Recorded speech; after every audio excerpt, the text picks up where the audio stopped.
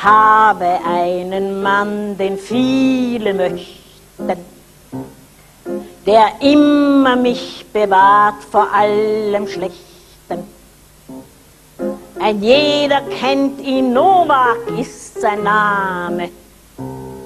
Ihm dank ich es, dass heut ich eine Dame, ob angezogen oder als Nackter.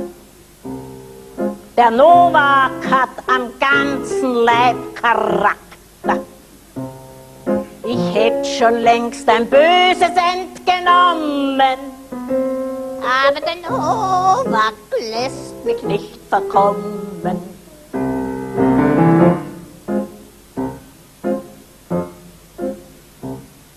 Ich hätt an vielen Dingen mein Vergnügen. Ich möcht so gerne in der Gosse liegen.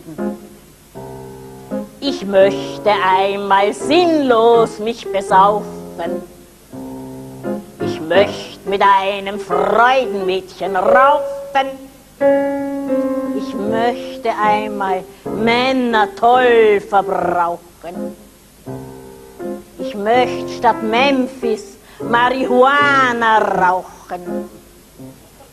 Ich hätt sogar schon Morphium genommen, aber der Novak lässt mich nicht verkommen.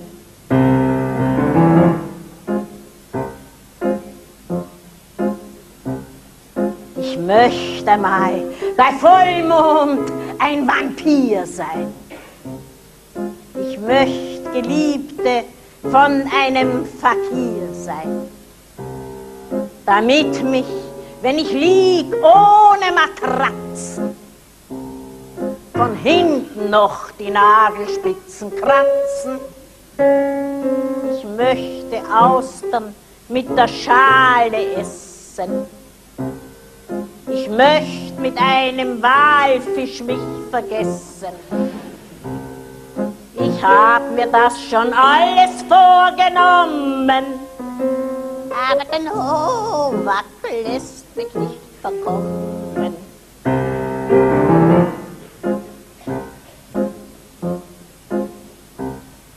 Der Novak ist zwar einerseits ein Segen, doch andererseits lässt er mich nicht bewegen.